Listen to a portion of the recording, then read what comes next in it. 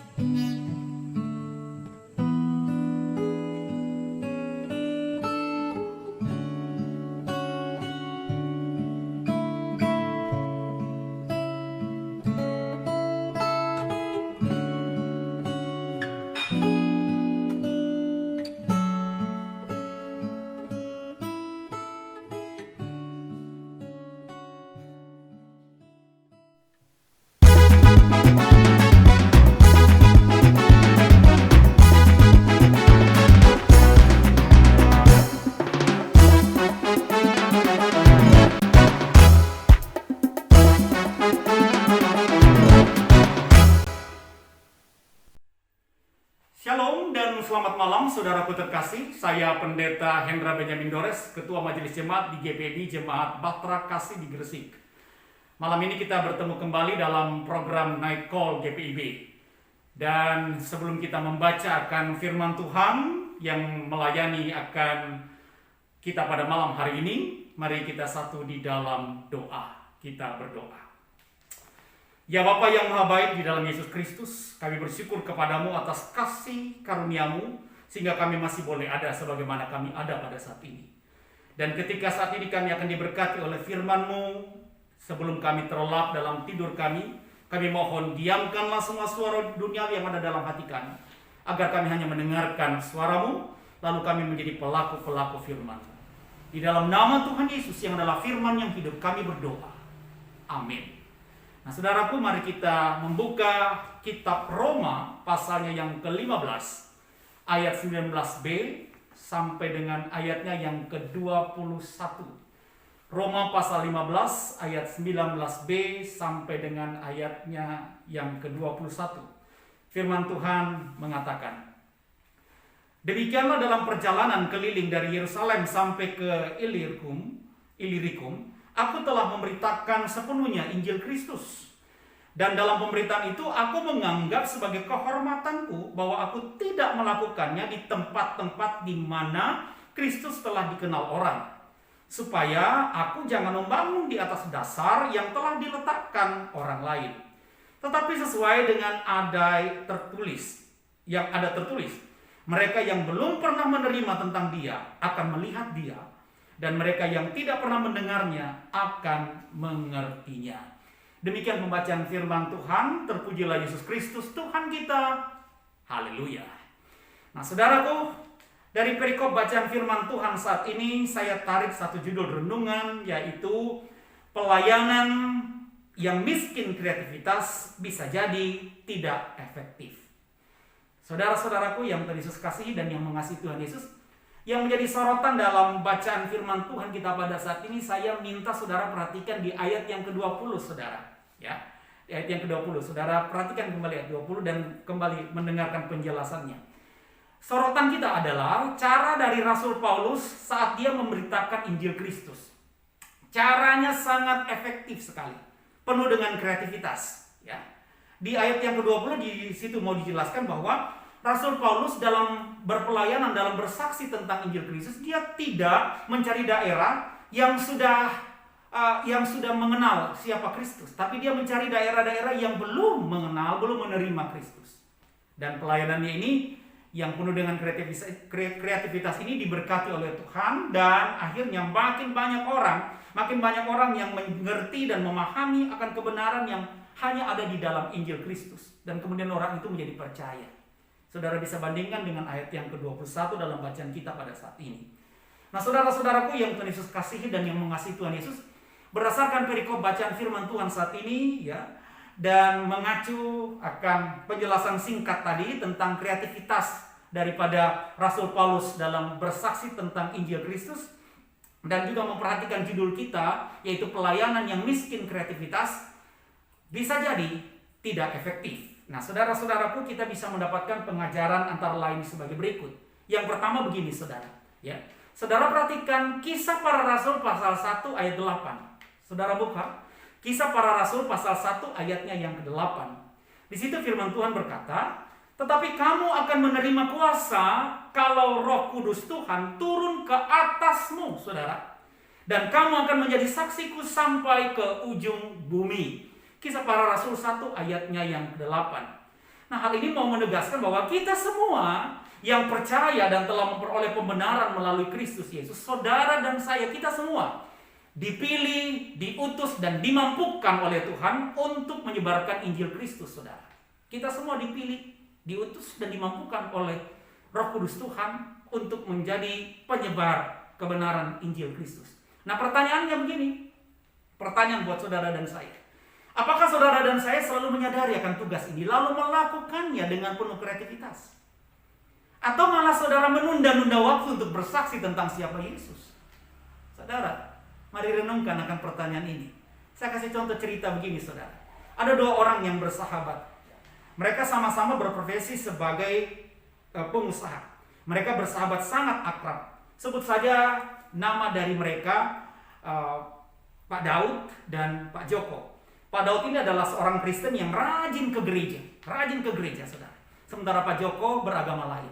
Nah, suatu kali ketika akan mengikuti sebuah acara bisnis di sebuah tempat, ternyata mengawali acara bisnis itu Pak Joko juga tidak secara sengaja mengikuti Full Gospel Businessman Fellowship di tempat yang sama.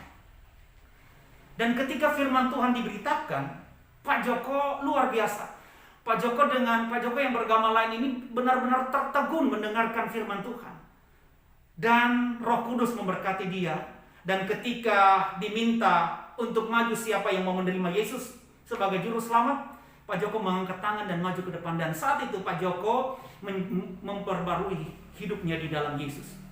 Esok paginya, saudara, ketika Pak Joko bertemu dengan Pak Daud, Pak Joko berkata begini, "Daud, kita sudah sekian lama, 20 tahun kita bekerja sama, kita bersahabat sebagai pengusaha. Tapi sekarang ini saya mau mengatakan bahwa Daud, kau adalah sahabatku yang paling jahat." Pak Daud bingung, saudara. Lalu Pak Daud berkata begini, "Apa maksudmu? Apa maksudmu kau mengatakan saya sahabatmu yang paling jahat?" Kata Pak Joko, "Maksudku sama, kau adalah sahabatku yang paling jahat." Lalu Pak Daud mengatakan begini, "Tolong jelaskan, kenapa sampai begitu?" Lalu Pak Joko mengatakan begini, saudara. "Saya ingin bertanya kepadamu, Daud, coba jawab. Apakah menurutmu hanya melalui Yesus manusia diselamatkan?" Lalu Pak Daud kemudian tertunduk dan berkata, "Menurut iman percaya saya, hanya di dalam Yesus manusia diselamatkan dan dibenarkan." Lalu Pak Joko pun berkata, "Disitulah letak kejahatanmu. 20 tahun kita bersama-sama, tidak pernah engkau memberitahukan tentang hal itu kepadaku. Untung kemarin saya mengikuti sebuah ibadah fellowship, dan saya diberkati Tuhan. Dan saat ini saya sudah menerima Kristus sebagai juru selamat saya." Pak Daud hanya tertunduk. Ya, Ini pukulan yang sangat mendidik bagi Pak Daud dan juga mungkin buat saudara dan saya. Kalau kita tahu bahwa hanya Yesus yang dapat menyelamatkan, hanya Yesus yang adalah sumber kebenaran, sumber keselamatan, maka jangan tunda waktu, saudara. Jangan tunda waktu untuk menjadi saksi-saksinya. Jangan tunda waktu untuk mengabarkan kepada semua orang tentang siapa Yesus, tentang kebenaran dan keselamatan yang hanya ada di dalam Yesus. Karena ketika saudara dan saya menunda waktu, berarti saudara dan saya mematikan kreativitas iman kita, saudara.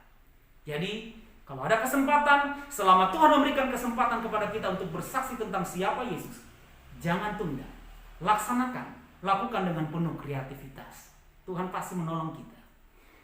Pengajaran yang kedua. Hari ini kita merayakan bersama-sama Hari Ayah Sedunia.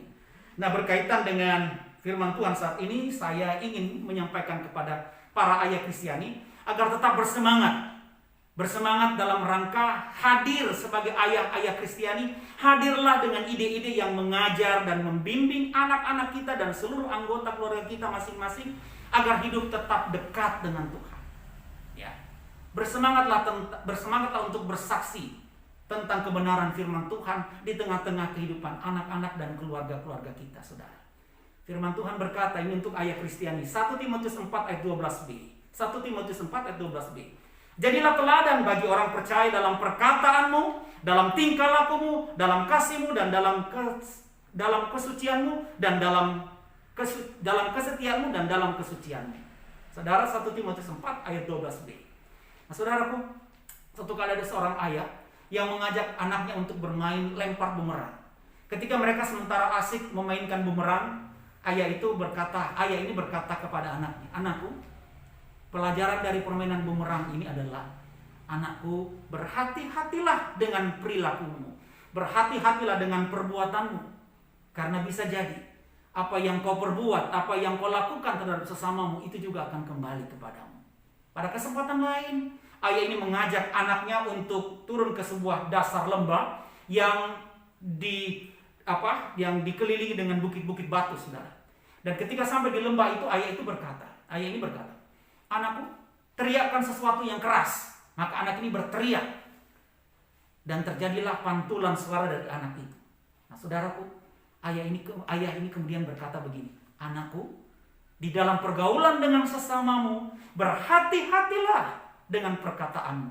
Bijaklah dengan tutur katamu. Karena bisa jadi apa yang kau katakan bagi sesamamu, itu juga yang akan menimpa dirimu." Haleluya. Saudaraku, dalam pelayanan dan kesaksian yang kering kreativitas, kita akan sulit untuk mencapai sesuatu yang penuh dengan masif dan efektif. Tapi yang perlu kita sadari juga bahwa kreativitas tanpa hikmat dari Tuhan, maka kreativitas kita akan sia-sia di hadapan Tuhan. Jadi selamat melayani dan bersaksi dengan kreativitas, Roh Kudus Tuhan pasti akan menolong dan memampukan saudara dan saya. Amin. Mari berdoa, saudara. Bapa di sorga, setelah kami diberkati oleh kekuatan dan kekayaan firman-Mu, kami percaya bahwa kami akan semakin berkobar-kobar dalam kreativitas iman kami untuk menjadi saksi-saksi-Mu.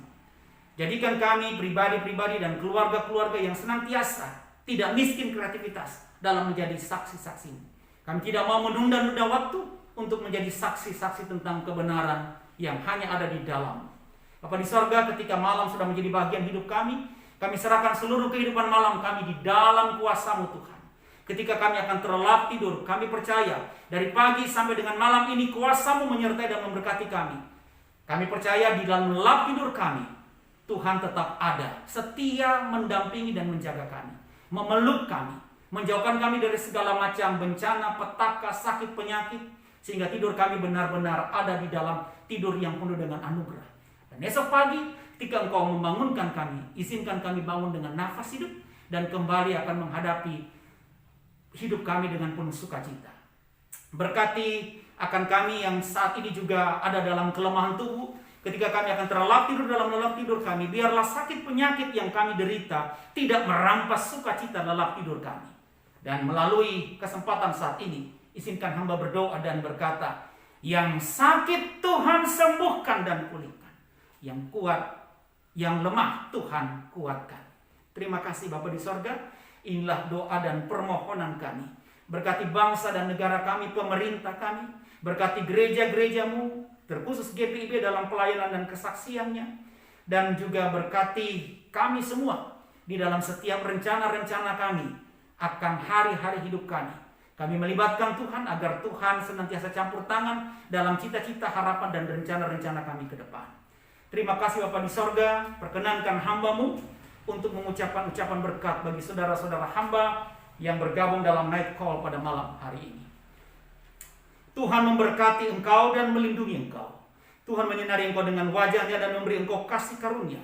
Tuhan menghadapkan wajahnya kepadamu dan memberi engkau damai sejahtera. Amin. Nah, saudaraku, saya Pendeta Hendra Dores di Gresik mengucapkan sampai berjumpa di kesempatan yang lain. Dan ingat, Tuhan sayang kita semua. Shalom.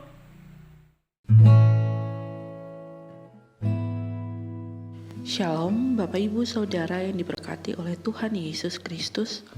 Video yang Bapak Ibu Saudara lihat ini adalah salah satu pospelkes yang berada di Kalimantan Barat. Lebih tepatnya pospelkes dari Jemaat GPIB Menara Iman Sekayam. Pos ini memiliki 13 kepala keluarga. Mata pencarian dari jemaat ini hanya adalah petani. Kerinduan dari jemaat ini ingin sekali membangun rumah ibadah yang nyaman dan layak untuk beribadah. Kondisi gedung gereja ini seperti yang sudah dilihat oleh Bapak Ibu Saudara. Atapnya bocor, kayunya juga sudah lapuk. Jika dalam kondisi hujan, maka majelis dan jemaat harus memindahkan kedua mimbar, bahkan kursi jemaat, agar tidak terkena hujan. Sungguh memprihatinkan. Jadi, dengan video singkat ini, semoga Bapak Ibu Saudara dapat tergugah hatinya untuk membantu dan menolong jemaat Tuhan yang berada di pospelkes Roti Hidup Munyau. Kiranya Tuhan Yesus memberkati kita sekalian.